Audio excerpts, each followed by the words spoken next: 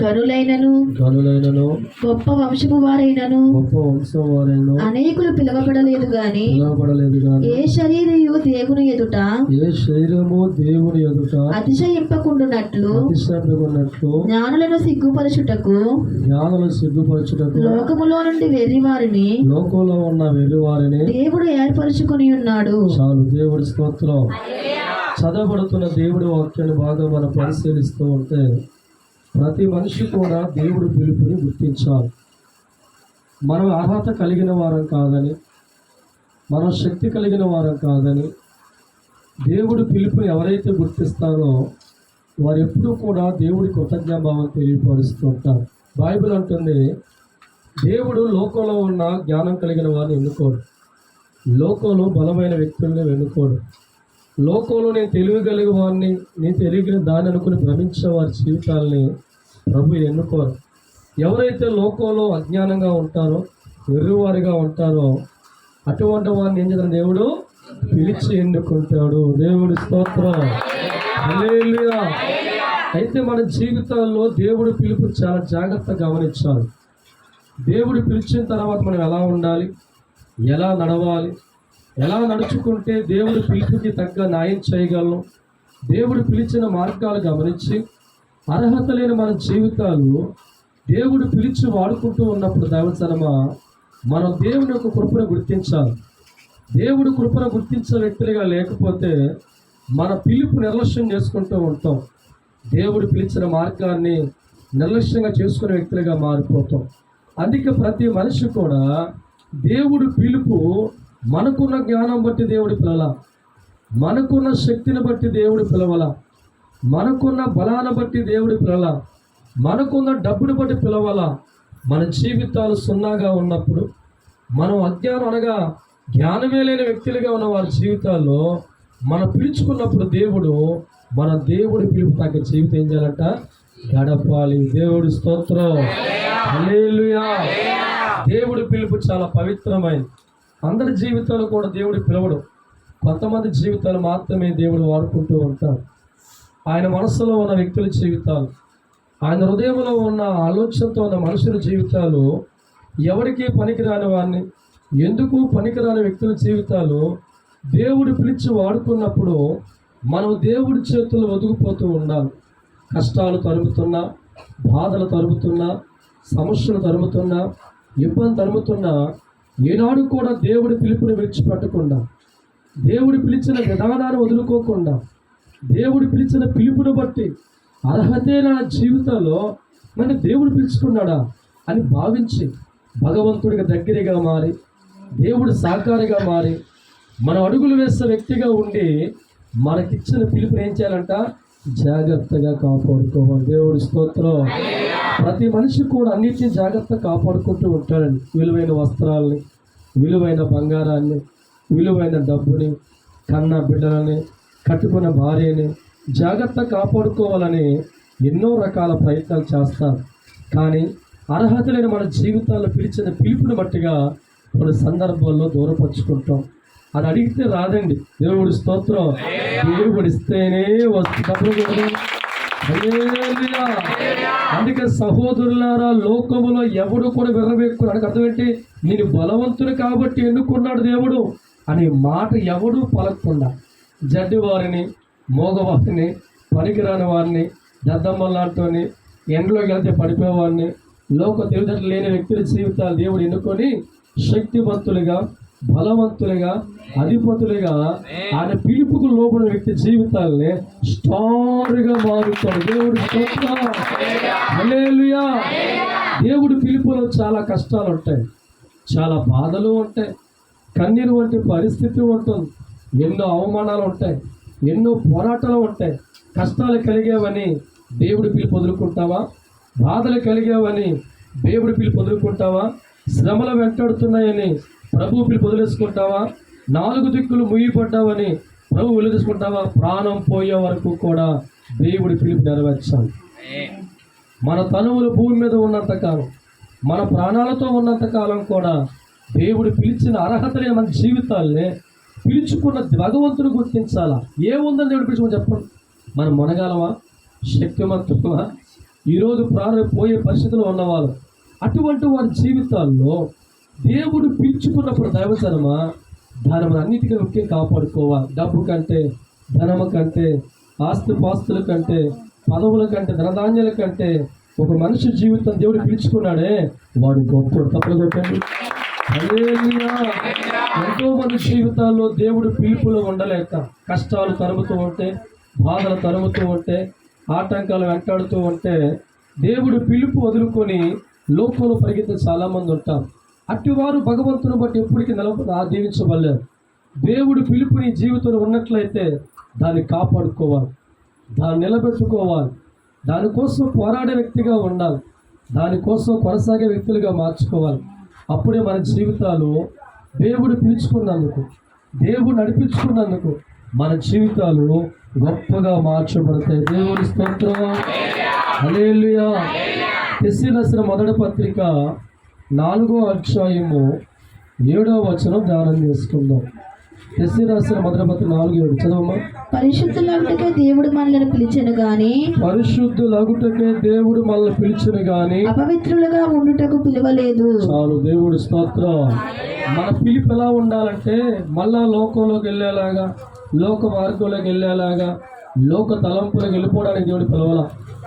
లోకంలో ఉన్న మన జీవితాలు, అపవిత్రంలో ఉన్న మన జీవితాలను, పరిశుద్ధత అంటే తెలియని మన జీవితాలను దేవుడు దేని పిలిచారంట? నువ్వు పరిశుద్ధుడిగా నువ్వు మార్చుకోవడానికి. ఒక మనిషి దేవుడి చేతుల్లో వాడబడాలంటే అపవిత్రంగా ఉంటే వాడబడడం, అనాలోచనతో ఉంటే వాడబడే వ్యక్తులుగా ఉండడం, లోక తలంపులతో కొనసాగే వ్యక్తులుగా ఉంటే మన దేవుడి పిలుపులో ఏమాత్రం కూడా ఉండలేం. అందుకే ప్రభు అంటున్నాడు, మీరు అపవిత్రులుగా ఉండడానికి దేవుడు పిలవలేదు, లోకంలో తాగుబోతుడు పిలవలేదు. మీ జీవితాలు పరిశుద్ధంగా మార్చబడ్డాలి, మీ జీవితాలు దేవుడితో కలకాలం కొనసాగడానికి, మీ బతుకులు ఎల్లప్పుడూ కూడా దేవుని బట్టి దీవించబడ్డానికి. అపవిత్రతలో ఉన్న మన జీవితాలు దేవుడు పవిత్రంగా మార్చకుండా పిలుచుకున్నాడు. దేవుడి స్తోత్రం. ఈ పిలుపు నీకు అర్థం కాకపోతే మాటికి జారిపోతూ ఉంటావు. దేవుడి పిలుపు నీకు అర్థం కాకపోతే, పిలిచిన మార్గం నీకు అర్థం కాకపోతే, దేవుడు పిలుపులో ఉన్న ఆ పరమార్థం నీకు అర్థం కాకపోతే అప్పుడప్పుడు పిలుపులోంచి దారి తప్పి గాడి తప్పి లోకంలో పోతూ ఉంటాం, అపవిత్రులుగా మార్చబడుతూ ఉంటాం. మన ఆలోచనలు అపవిత్రంగా మార్చబడుతూ ఉంటాయి, మన తలంపులు అపవిత్రంగా మార్చబడుతూ ఉంటాయి. చిన్న కష్టం రాగానే పిలుపును పక్కన పెట్టి వెళ్ళిపోయే రకాలుగా మారిపోతాం. అది నిజమైన పిలుపుకి అర్థము కాదు. దేవుడి స్తోత్రం. నిజముగా దేవుడిని పిలిచావు, పిలుపు నిజమైతే చనిపోయే వరకు కూడా దేవుడి పిలుపులో కష్టపడాలి. కష్టాలు, బాధలు, కన్నీళ్ళు, అవమానం వస్తున్నా తట్టుకునే ధైర్యం మనకు ఉండాలి. దేవుడి స్తోత్రం. హల్లెలూయా. ఎందుకో తెలుసా? దేవుడు పిలిచినప్పుడు కాపాడే దేవుడు కాదా? రక్షించే దేవుడి కాదా? ఆదుకునే దేవుడి కాదా?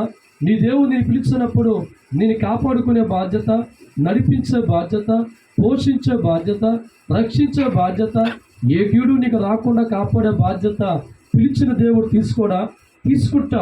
ఈ లోపు నిలబడాలిగా. నిలబడే వ్యక్తిగా నువ్వు మారాలి. ఈ పిలుపు లోపల అందరికీ రాదండి. కొంతమందికి దేవుడు పిలుచుకుంటాం, తన పని చేయడానికి, తన సేవ చేయడానికి, తనతో నడవడానికి కొంతమందికి అవకాశం దేవుడు ఇస్తాడు. ఈ అవకాశాన్ని మనం కాపాడుకోవాలి. ఎందుకంటే కోట్ల మంది ఈ లోకంలో ఉన్నారు, కానీ కొందరిని సేవకు దేవుడు వాడుకుంటున్నాడు, కొందరిని దేవుడు పని కోసం వాడుకుంటూ ఉన్నారు. ఇది ఎందరికో అనే మహాభాగ్యాన్ని భగవంతుడు మనకి ఇచ్చాడు. దేవుడి స్తోత్రం. ఆ పిలుపుని బట్టి నువ్వు పరిశుద్ధులుగా జీవితం మారాలి. ఆ పిలుపుని బట్టి నీ బతుకును పరిశుద్ధంగా మార్చుకోవాలి. దేవుడి సేవలో కొవ్వొత్తులాగా నువ్వు కరిగిపోయే జీవితాన్ని కలిగి ఉండాలి. నీ జీవితంలో చిన్న చిన్న ఆటంకాలు, చిన్న చిన్న ఇబ్బందులు వస్తున్నాం, ఎవరు పిలిచారో గుర్తించాలా. దేవుడి స్తోత్రం. మనుషులు నేను పిలిస్తే నువ్వు పారిపోతావు, అంతేనండి, అంతేనా? దేవుడు పిలిచారనుకుంటే నిలబడతావు. మనుషులు పిలిచారనుకుంటే నీకు వచ్చిన కష్టాన్ని బట్టి, నీకు వచ్చిన బాధను బట్టి, నీకు వచ్చిన ఆటంకాలు బట్టి నువ్వు పారిపోయే వ్యక్తిగా, దేవుడు పిలుపులేని వ్యక్తిగా ఉన్నావు కనుక జారిపోతూ ఉంటావు. అదే దేవుడు పిలిస్తే గుండెల్లో బాకు దిగిన దేవుడి స్తోత్రం. హల్లెలూయా. ఒక్క మార్గం ముయ్యబడితే 10 మార్గాలు తెరిచే దేవుడు మన దేవుడు. ఆయన మనకున్నాడు. అయితే మనం దేవుడు పిలుపును గుర్తించి నడుచుకోవాలి. దేవుడు పిలుపు తగ్గట్టు క్యారెక్టర్లోకి వెళ్ళాలి. మన జీవితాలు ఆటంకాలు వచ్చినా నీ పిలుపు నీ మైండ్లో ఉండాలి. ఒక అర్హత నా జీవితం దేవుడు పిలుచుకున్నాడా? దేవుడి కార్యక్రమంలో పిలుచుకున్నాడా? అయితే నా జీవితం సార్థకం చేసుకోవాలి, నా జీవితం ఈ పిలుపు నిలబెట్టుకోవాలి. ఎందరినో దేవుడు పిలవలేదండి, కొందరినే దేవుడు పిలిచాడు. ఆ పిలిచిన వారు జ్ఞానవంతులుగా మార్చబడాలి.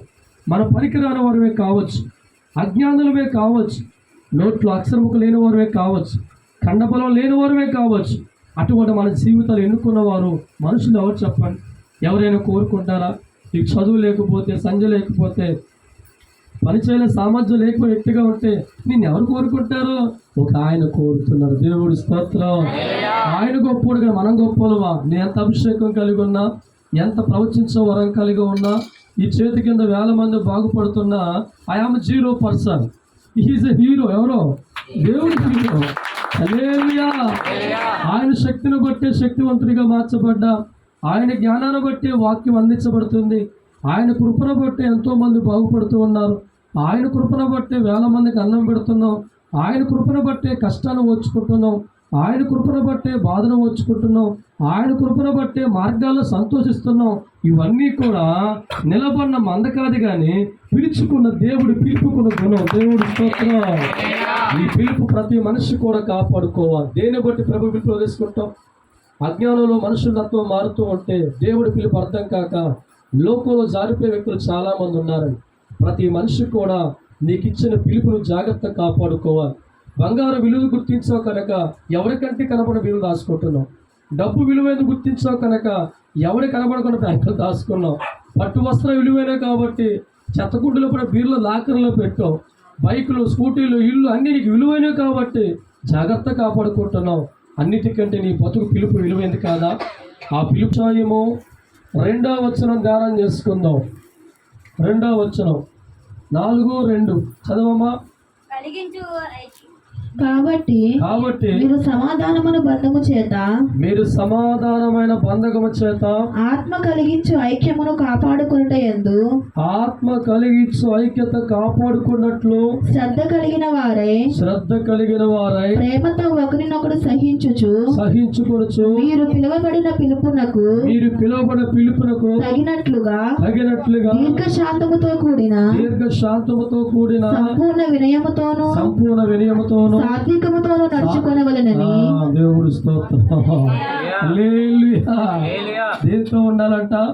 పిలుపు కలిగిన వాడు ఎప్పుడు కూడా ఆవేశపడ్డం, సమయాన్ని బట్టి మాట్లాడుతూ ఉంటాడు, సమయాన్ని బట్టి ఆలోచన చేస్తూ ఉంటాడు, ఎక్కడ ఎలా నేర్చుకునేదనంగా ఉంటుంది కనుక వాడికి ఎక్కువ ఓర్పు ఉంటుంది. దేవుడు స్తోత్రం.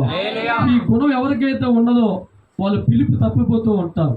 దేవుడు పిలిచిన వ్యక్తుల్లో సాత్వికం ఉండాలి, తగ్గించుకునే గుణం ఉండాలి, త్వరపడి మాట వినే గుణం ఉండకూడదు. అలాగే ప్రతి మనిషిని కూడా గౌరవించే గుణం కలిగి ఉండాలి. ఇటువంటి గుణాలు మన జీవితం లేకపోతే మన పిలుపు తగ్గ జీవితం అనవలేం, తప్పిపోయే జీవితాలు కలిగి ఉంటాం. అందుకే ప్రభు అంటున్నాడు, నీకు పిలుపు తగ్గట్లు ఏం చేయాలంట? నడుచుకొనవలెను. దేవుడి స్తోత్రం. ఎంతో మంది భక్తులు బైబిల్ గ్రంథంలో దేవుడి పిలుపు దూరపరుచుకుంటూ ఉన్నారు. ఉదాహరణ గమనిస్తే దైవజనమా 12 మంది జీవితాలు ప్రభు పిలుచుకున్నారు. ఈ 11 మంది కూడా దేవుడి పిలుపును గుర్తించారు. ఎక్కడో చేపలు పట్టుకునే మన జీవితాలు, ఎక్కడో ఆ చేపలు అల్లుకునే మన జీవితాలు యేసు పక్క ఉండే మహాభాగ్యాన్ని గుర్తించి నడుస్తూ ఉన్నారు. ఈ లోపు ఎన్నో కష్టాలు శిష్యులకు వస్తున్నాయి, ఎన్నో బాధలు వస్తున్నాయి, ఎన్నో అవమానాలు వస్తున్నాయి. అయితే వీళ్ళలో ఉన్న ఒకరు అనుకున్నాడు, యేసుతో ఉంటే అన్ని కష్టలేదు బాబా. దేవుడి స్తోత్రం. హల్లెలూయా. యేసుతో ఉంటే మా జీవితాల్లో సుఖం ఉండలేదు, అన్ని కష్టాలు ఉంటున్నాయి, అన్ని బాధలు అనుకున్నావా? ఏం చేయాలంటే యేసు పిలుపును మార్చి దైవాన్ని విడిచిపెట్టి లోకంలో ఉన్న మనుషుల దగ్గరికి వెళ్ళి చేతులు కలిపి యేసుకో నమస్కారం, ఆయనకో నమస్కారం అని చెప్పి వారి మార్గంలో వెళ్ళిన వ్యక్తులుగా యోధ కనబడ. దేవుడి స్తోత్రం. గమనించాలి, దేవుడు పిలుచుకున్న వ్యక్తులందరూ ఉన్నారు. రాజులు కారు, బలవంతులు కారు, ఐశ్వర్యవంతులు కాదు. ఒకరు చేపలు పట్టేవాళ్ళు అయితే ఒకరు పుట్టలు వెళ్ళేవారు, ఒక చిన్న వైద్యం చేసుకునేవారు. ఇలా చిన్న చిన్న వృత్తులతో కూలి పని చేసుకున్న వ్యక్తులనే దేవుడు ఎన్నుకున్నారు.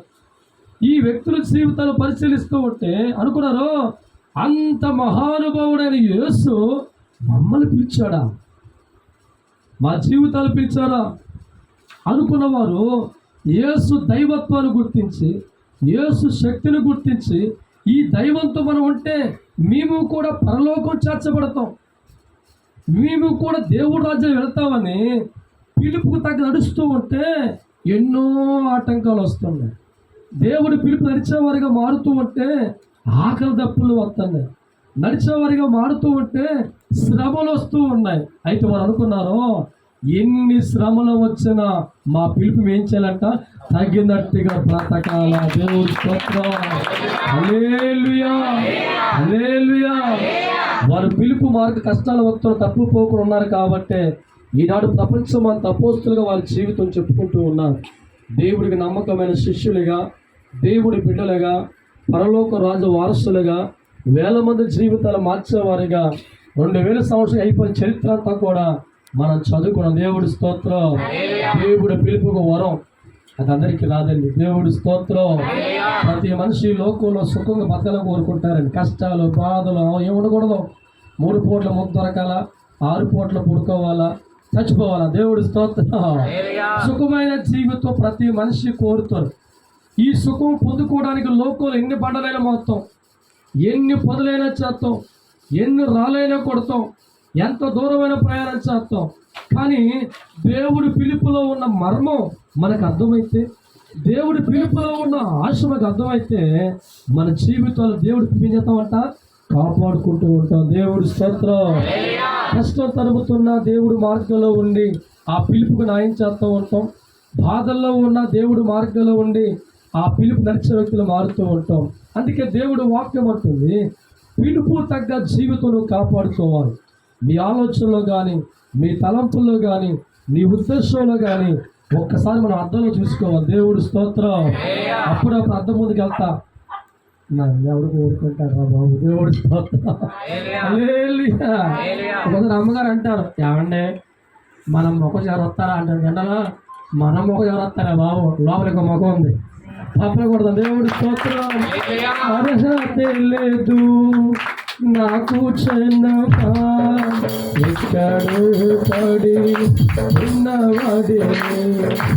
అర్హత లేదు దైవజనమా, ఎక్కడో పడి ఉన్నవాడే.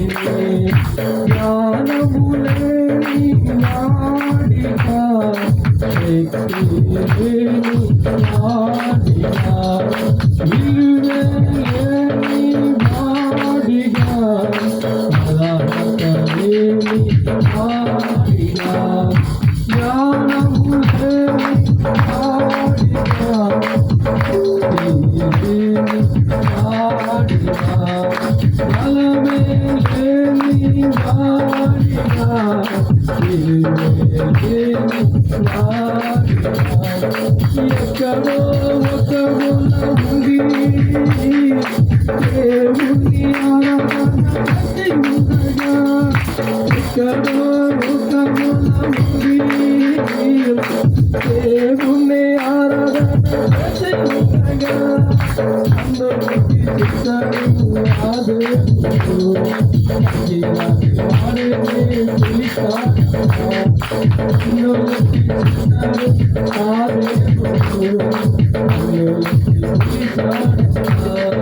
నా పాని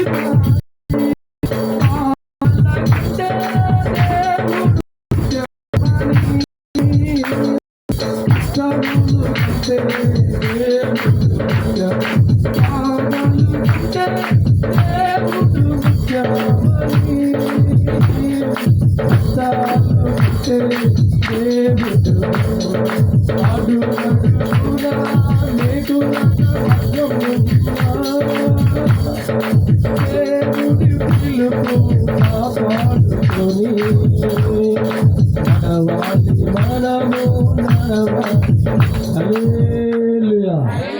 ఆనాడు శిష్యుల జీవితంలో కూడా అన్ని బాధలే ఉండవు. కష్టాలు, బాధలు, కన్నీళ్ళు, ఆకలి దప్పులు, పేదరికం, దరిద్రం, శ్రమలు, నిందలు వస్తూ ఉంటాం కదా. దేవుడికి మహిమ కలుగునే కాదు. కొడతాం. హల్లెలూయా. కొడుతున్నారు. అబ్బా నా దేవుడు నిలబడ్డా. దేవుడు స్తోత్రం. హల్లెలూయా. ఒక్కొక్క మాట గుండెల్లో గుచ్చుకుంటూ ఉండే దేవుడు స్తోత్రం. ఎందుకంటే నా గురించి అలా అవుతుందా? అవుతుంది. దేవుడి గురించి ఆనందపడుతూ ఉన్నారు. మా లాంటి పిలిచిన పిలుపు మా బతుకుని కాళ్ళు నిలబెట్టుకుని బాధ్యత తీసుకున్నాం. కష్టాలు, బాధలు, కన్నీళ్ళు వస్తున్న దైవజనమా వాళ్ళ పిలుపు మర్చిపోలేదు. వారి గురి విడిచిపెట్టలేదు. సత్య వరకు దేవుడు నమ్మకంగా పనిచేశారు. వారి జీవితాలు దేవుడి కుడిపాసాన్ని వెళ్ళిపోయి దేవుడి స్తోత్రం. హల్లెలూయా. కోట్ల మంది లోకంలో ఉంటే కొందరు జీవితం పిలుస్తాడు దేవుడని. ఆ కొందరు ఎందరో తప్పిపోతూ ఉంటారు. ప్రతి మనిషి కూడా దేవుడి పిలుపుని కాపాడుకోవాలి. జ్ఞానవంతులుగా మార్చబడాలి. అర్హత లేకపోయినా మన జీవితాలు తక్కువగా మట్టి పురుగులుగా మన జీవితాలని రాజకీయ నాయకుడు కాదండి, దేవుడు చెప్తున్నాడు. ఆ పిలుపు నీకు అర్థం చేసుకోవాలి. ఆ పిలుపు కోసం పరిగెత్తాలి. ఆ పరిగెత్తే టైంలో మొదటి దినాల్లో శ్రమలు, కష్టాలు ఉంటాయి. తర్వాత కూర్చోబెడతాడు. హల్లెలూయా. ఎఫెసీయులకు రాసిన పత్రిక 4వ వచనం ధ్యానం చేసుకుందాం. శరీరం ఒక్కటే, ఆత్మయు ఒక్కటే. ఆ ప్రకారమే మీ పిలుపు విషయమై ఒక్కటే నిరీక్షణ అందుటకు పిలువబడితిరి. చాలు. దేవుడి స్తోత్రం. దేవుడు ఒక్కడే, ఆత్మ ఒక్కటే. మీరు పిలిచిన దేవుడి పిలుపు ఒక్కటే. దేవుడి స్తోత్రం. హల్లెలూయా. ఆ పిలుపు మన జీవితాల్లో కాపాడుకునే వారిగా లేకపోతే మన చేతులారా మనం దేవుని దూరపరుచుకుంటాం. దేవుడి కృప దూరపరుచుకునే వ్యక్తులుగా మారిపోతాం. మన జీవితాలు దేవుడితో ఉంటాం కానీ తెలియకుండా మారిపోతాం. దేవుడి స్తోత్రం. ఎంతో మంది క్రైస్తవులు దేవుడిని నమ్ముకున్నవారు వారి జీవితాలు దేవుడు పిలిచి చాలా మంది పాస్టర్లో సేవ మానేస్తారు. ఎందుకంటే భార్యతో ఉండే అవకాశం ఉండదు, బిడ్డలతో ఉండే అవకాశం ఉండదు, చుట్టాలతో ఉండే అవకాశం ఉండదు, కాస్త నడవలసే అవకాశం ఉండదు. ఎవరికి పడదు బాధ. దేవుడి స్తోత్రం. హల్లెలూయా. అందుకే కొంతమంది సేవకులు చచ్చే వరకు వదిలిపెట్టి ఎవరినే వాళ్ళకి అర్థమైంది నిత్య రాజ్యం ఇది కాదు, పరలోక రాజ్యం ఒకటి ఉంది. నా తండ్రి ఉన్నాడు. ప్రతి మనిషి ఒక కోటేశ్వరుడైన ధనవంతుడైన ఎన్ని ఎకరాలు కలిగి ఉన్నా ఒకసారి గాలి పోద్దాడికి అది పోవలసిందే. కాబట్టి ఆ పోయేదేదో దేవుడి రాజ్యం పోద్దామని కొంతమంది ఎన్ని నిందలు వస్తున్నా, ఎన్ని అవమానాలు వస్తున్నా బండ. దేవుడి స్తోత్రం. హల్లెలూయా. మోసే జీవితం చాలా చక్కగా సాగుతుంది. 6 కాయలు 3 పువ్వుల్లాగా చక్కని మామగారి చక్కగా ఆడుకుంటాడు. 11 మంది మరదలు ఉన్నారు. ఒక భార్యను చేసుకున్నాడు. మరదలందరూ కూడా ఆ కూర వండి పెడుతూ శుభ్రత అంటున్నాడు. చక్కన మామగారు చెప్పే గొర్రెలు కాసుకుంటూ పూర్ణంగల్లాగా చక్కని ఆడుకున్నాడు. దేవుడి స్తోత్రం. హ్యాపీగా జీవితం సాగిపోతూ ఉన్న దినాన్న గొర్రెలు తోలుకుని వెళ్తూ ఉంటే ఆ పర్వతం మీద ఒక దృశ్యం కనబడుతుంది. ఆ పర్వతం మీదకి వెళ్ళిన తర్వాత గమనిస్తా దైవజనమ అక్కడ అగ్ని మండుతూ ఉంది. పొద మధ్యలో పొద కాల్తాల. చాలా ఆశ్చర్యపోయాడు. ఏంటి విచిత్రం చెప్పి మోషే దగ్గరికి వెళ్తూ ఉంటే ఒక మాట, మోషే నేను అబ్రాము దేవుణ్ణి, యాకోబు దేవుణ్ణి, ఇస్సాకు దేవుణ్ణి నీకు మాట చెప్తున్నా. దేవుడి స్తోత్రం. ఏంటి ప్రభు అడగ్గా అనడం చెప్పిన మాట, నీవు నా ప్రజలు చాలా కష్టాలతో ఉన్నారు, చాలా బాధలతో ఉన్నారు, నీవు నా పని చెయ్యాలని చెప్పి పిలుచుకున్నాడు. ఎవరిని? మోషే గారిని. దేవుడి స్తోత్రం. దేవుడు పిలుపు లేనప్పుడు మోషే జీవితం అంతా చాలా సంతోషంగా, అంటే లోకపరమైన సంతోషం. చక్కని లోకంలో తిండికి కానీ బట్టకు కానీ దేనికి కూడా కొదువు లేకుండా చక్కన పెద్ద కుటుంబంలో ఒక 11 మంది మరదల మధ్య చక్కన ఒక తండ్రిగా ఉండి వాళ్ళకు మాటలు చెప్పుకుంటూ అలాగే చక్కన భార్యతో గడుపుతూ బిడ్డలతో గడుపుతూ ఎంతో లోకపరమైన సుఖం, లోకపరమైన ఆనందం గడుపుతున్న వాడికి ఒక పిలుపు వచ్చింది. దేవుడి స్తోత్రం. ఆ పిలుపు దేవుడి పిలుపు. మొదట్లో దేవుడు పిలిచిన వెంటనే ఆలోచించాడు, ఎవరు పడుతుంది బాధలో. దేవుడి స్తోత్రం. తర్వాత దేవుడు మాట్లాడుతూ ఉంటే అనుకున్నాడు, నాలాంటి వాడి జీవితం ప్రభు వాడుకుంటాడా? నాలాంటి వాడు బతుకుని ప్రభు వాడుకుంటాడు తెలుసుకున్న ఆయన పిలుపుకు లోపడ్డం నేర్చుకున్నాడు. దేవుడి స్తోత్రం. ఎప్పుడైతే పిలుపుకు లోబడి అడుగులు వేయడం ప్రారంభించారో కుటుంబంలో ఉన్న సుఖాన్ని కోల్పోయాడు, బిడ్డలతో ఉన్న సంబంధం కోల్పోయాడు. చివరికి దావిదనమ ఐగుప్తు దేశంలో ఉన్న రాజుగారి ద్వారా ఎన్నో నిందలు పడుతున్నాడు, ఆటంకాలు, ఇబ్బందులు. ఒక పక్క నడిపించే ప్రజలకు తిడుతూ ఉంటే, ఒక పక్క పొరవ తిడుతూ ఉంటే, ఒక పక్క సైన్యం రకరకాల మాట్లాడుతూ అనుకున్నాడు, ఈ లోక భోగభాగా అనిపించే కంటే దేవుడు ప్రజలు అందించబడుతూ నేను పరలోక రాజు అనుకునే వ్యక్తిగా మారి దేవుడి పిలుపు ఎట్టి విషయంలో కూడా పోగొట్టుకోకుండా నిలబడి నడిచిన వాడు మోషే. దేవుడి స్తోత్రం. హల్లెలూయా, హల్లెలూయా. దేవుడి సేవ కష్టంగా మానేస్తే ఎక్కపోతావు, పండకపోతావా? వ్యవసాయ కష్టంగా వ్యవసాయం చేస్తున్నావా? భర్త తాగుబోక పాత వదిలేసుకుంటున్నావా? బిడ్డలు నీ మాట వినకుండా నాన్న తంటలు పెడుతుంటే బిడ్డలు వదిలేస్తున్నావా? ప్రతి ఒక్కరు కూడా సాగే నీవు దేవుడి పిలుపు విషయంలో కష్టం వచ్చిందని ఆ పిలుపు మానేసుకుంటే ఎవరిని దీవిస్తారు, ఎవరిని ఆశీర్వదిస్తారు? దేనికోసం పిలుపు వదులుకోవాలి? ఎవరికి పిలుపు వదులుకోవాలి? దేవుడి పిలువడు ఒక వరం, ఆ పిలుపులో చావు ఒక వరం. ఆ వరం మనం సంపాదించుకోవాలి. అందరికీ ఆ పిలుపు రాదండి, కొందరికి ఆ పిలుపు వస్తుంది. పిలిచిన దేవుడు నమ్మదగిన వాడు. నేను అనాథగా విడిచిపెట్టడు, నేను ఆకలితో విడిచిపెట్టడం, నీ కష్టాలు వదిలిపెట్టడం, నీ ఇబ్బందులు విడిగా ఉండడు. కానీ పిలుచుకున్న దేవుడు నిన్ను పోషించగలడు, నిన్ను రక్షించగలడు, కీడు రాకుండా కాపాడగలడు. ఒకవేళ కీడు వస్తే యుద్ధం చేసేవాడు కూడా ఆయనే. దేవుడి స్తోత్రం. హల్లెలూయా. కాబట్టి మోషే సుఖముగా వెళ్ళిపోతున్న జీవితాల్లో దేవుడు పిలుచుకున్న తర్వాత ఆలోచనలు మారిపోయి, గతకాలం అంతా లోకంలో సుఖాన్ని కోరుకున్నాడు, లోకంలో సంపదను కోరుకున్నాడు, లోకంలో చక్కని ఉమ్మడి కుటుంబంలో 4 కాయలు 6 కాయల్లాగా ఆనందిస్తూ ఉండేవాడు. కానీ దేవుడు పిలుపు వచ్చాక అర్థమైపోయింది, ఇన్ని కోట్ల మంది లోకంలో ఉన్నారు, దేశంలో ఉన్నారు, నాలాంటి వ్యక్తిని ప్రభు పిలుచుకున్నాడా? నమ్మకముగా దేవుడు పని చేయాలి, నమ్మక ప్రభు కొనసాగాలి. దేవుడి సన్నిలో నా జీవితం ముగించాలని పిలుపును పోగొట్టుకోకుండా ఆ పిలుపు నడిచే వ్యక్తిగా మారి కష్టాలు, బాధలు, అవమానం తరుముతూ ఉంటే, తనతో ఉన్నవారు మంచి చనిపోయి వెళ్ళిపోతూ ఉంటే కొంచెంసేపు కృంగి తిరిగి లేచి అనుకున్నాడు, ఎవరున్నా ఎవరు లేకపోయినా నా ప్రాణం ఏం చేయాలంట? దేవుడు పిలిపించలేను, నెరవేర్చి అనుకున్నాడు మోషే. దేవుడి స్తోత్రం. అందుకే అండి మోషే అంటే ప్రభు చాలా ఇష్టం. ఒక స్నేహితుడిగా మారిపోయాడు, ఒక బంధువుగా దేవుడు మారిపోయాడు. మోషేతో ముఖము మధ్యన ఎవరితో లేవండి. ఎంతోమంది ప్రవక్తలతో మాట్లాడినా కానీ మోషేలాగా వాడు లేదు. దేవుడి స్తోత్ర. కారణం మోషే ప్రతి విషయంలో కూడా దేవుడి మాట తీసుకునేవాడు. ఆ పిలుపు ఎక్కడ పోగొట్టుకోకూడదని ఎవరు అవమానించినా, ఎవరు నిందించినా, ఎన్ని కష్టాలు వచ్చినా, పేదరికమే అడ్డొస్తున్నా, సమస్యలు అడ్డొస్తున్నా, ఒక విలువ లేని వ్యక్తిగా తన జీవితం కోరుకున్న దేవుడిని గుర్తించాడు దైవజనమ. అందుకే మోషే జీవితాన్ని సార్థకం చేసుకో. మన జీవితాలు అంతే, మన బతుకులు మన పిలిస్తే వచ్చాం, ఆ పిలుపు మనం కాపాడుకోవాలి. పిలుపు జారవేసిన వ్యక్తులుగా ఉంటే ఈ లోకం నీకు సుఖం, నాకు నీకు సుఖం ఉండదు. దేవుడి పిలుపు ఎప్పుడూ కూడా ఎవరి కోసం వదులుకునే స్థాయి ఉండక దాన్ని కాపాడుకోవాలి, అభివృద్ధి పరచుకోవాలి. దేవుడి పిలుపు కోసం పరిగెత్తే వ్యక్తులుగా ఉండాలి, నమ్మకముగా దేవుడికి పని చేయాలి.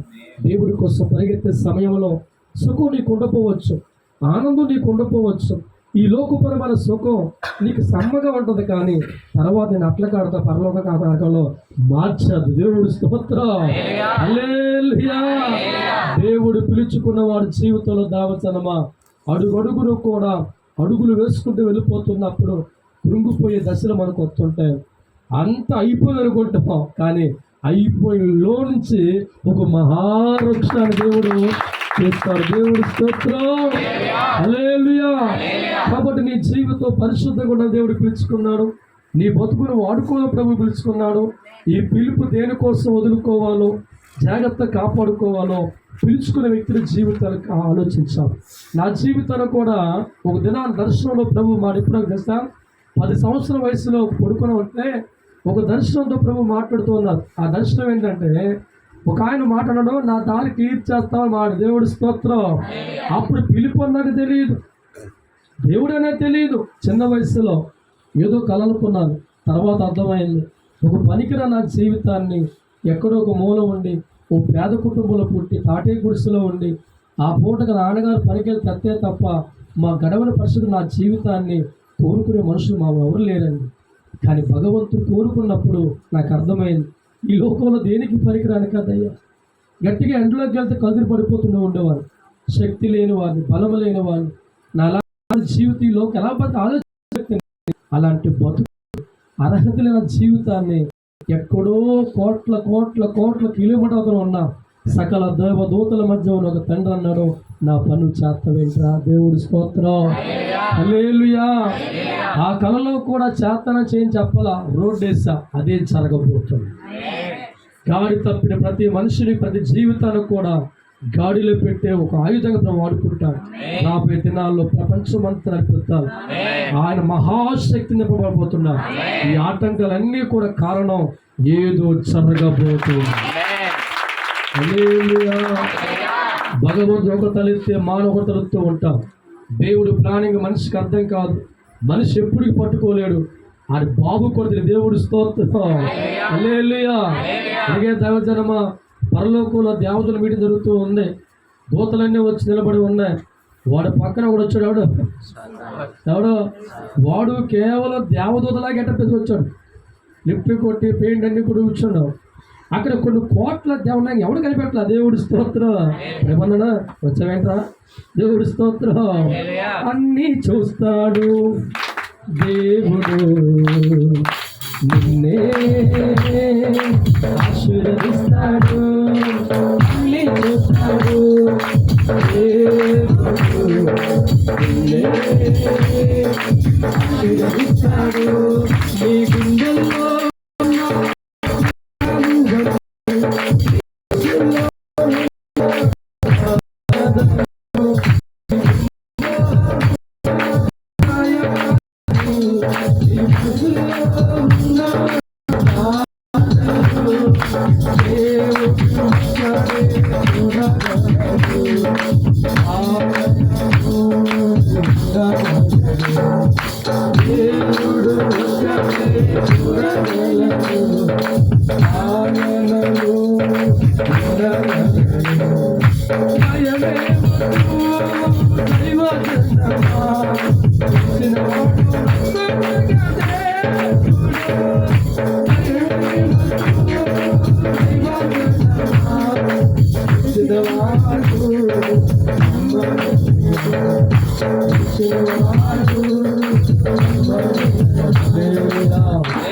ఒకరోజు ఏలియా జీవితంలో కూడా యేసు నామములో కలుగునే గాక కార్యం జరిగిపోతుంది. దేవుడి స్తోత్రం. అబ్బా అబ్బా, దేవుడి స్తోత్రం. ఏలియా ప్రార్థిత అద్భుతం జరిగిపోతాడు, జరుగుతూ ఉన్నాయి. ఉన్నాడు, నేను దేవుడు మార్గం ఉన్న వ్యక్తిని, నీ ప్రార్థన అని చెప్పాడు. దేవుడి స్తోత్రం. ఊరిలో ఉన్నాని అంది దేవుడు. ఏలియా అంత చూడగానే భయం. ఎంతో మంది జీవితం కలిసిన ఏలియా జీవితంలో ఎన్ని కష్టాలు వచ్చినా పిలుపు నోచుకున్న ఏలియా జీవితంలో ఒక ఆడద పలికి రాణిగా ఉన్న ఆడద ఎలిజబెత్ అంట,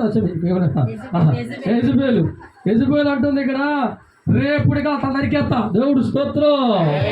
ఈ వార్తనే కానీ పడిపోయింది. ఏలియాడికి అభిషక్తుడు, ఆత్మ కలిగిన వాడు, పిలిస్తే పలుకుతో పలిపోయబడిపోయింది. ఇది ప్రార్థన, ప్రభువా నేను అందరిలాంటోనే చచ్చిపోతా. దేవుడి స్తోత్రం. ఎవరు సావనమంటారు ఏలియా, ఇంకా చాలా మంది నీతో. అప్పుడు దేవుడి స్తోత్రం. నా పిలిపిక్కతో ఆగలేదురా ఏలియా.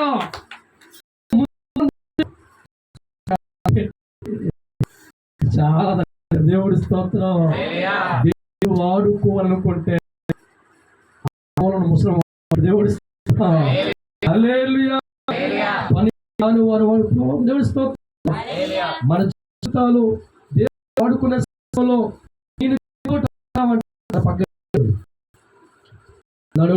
వారిని మూల కోసం ముసలమ్మ అర్థం చెప్పి దేవుడి స్తోత్రం. దేవుడు వాక్యం అంటుంది, ప్రభు పిలుపు పడుకోవాలి. సమస్య రాగానే ఏలియా ప్రభు పిలుపు మర్చిపోయి అన్నాడు, ఈ కష్టాలు ఎవడు పడతాడో, ఈ బాధలు ఎవడు పడతాడో. అక్కడేమో సవాల్ చేసింది, తనక నరికేద్దామని చెప్పి పిరికివాడుగా మారి దేవుడు సేవను విడిచిపెట్టి మార్గం నుంచి చెట్టు కింద ఇప్పుడు దేవుడిస్తాడు. మళ్ళీ ఎవరు చూసారు దీన్ని? ఎవరు చూశారు? ప్రభు చూసి దూతను పంపి ఆడ అలసిపడిపోతుంది, అన్నం పెట్టాడు, అన్నం పెట్టారు, మంచిని ఇచ్చారు. లే ఇంకా నీకు చాలా పనులు, ఒక్క పూట అన్నం పెట్టి 40 రోజులు పైన ఎవరు పెట్టారు? దేవుడు స్తోత్రం. ఆయన చెప్పేస్తాడు ఈ దేవుడి స్తోత్రం. దేవుడు వాడుకోవడం మొదలెడితే మన రంగు చెప్తున్నాడు. హల్లెలూయా, హల్లెలూయా. దేవుడి సేవలో ఆనందించాలి, పిలుపులో ఆనందించాలి. సుఖం ఏముందండి? సినిమా చూస్తే సుఖపడుతూ ఉంటాం, బిల్డింగ్లో ఆనందం అంటాం. ఇవన్నీ నాలుగు పనిచేయం. పగలు సుఖం ఉంది, ఆనందం ఉంది, ఆ అర్థం ఉంది. పిలుపులో ఆనందించాలి, నడవాలి, ఆ పిలుపులో కష్టపడాలి, నిలవాలి. ఆ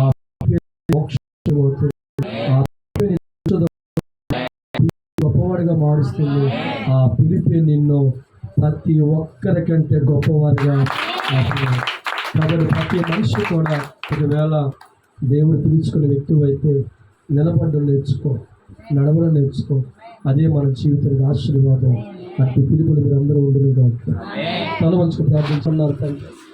ఎంతోమంది లోక జ్ఞానంలో పండిపోయిన వారు ఉన్నారు తండ్రి. నువ్వు అంటున్నావు నాకు వాళ్ళు పనికిరారు. దేవుడి స్తోత్రం. నా తండ్రి, బలవంతులు బలహీనంగా మార్చడానికి నేను బలమైన శక్తి అని చెప్పుకున్న వాళ్ళు సిగ్గుపరచ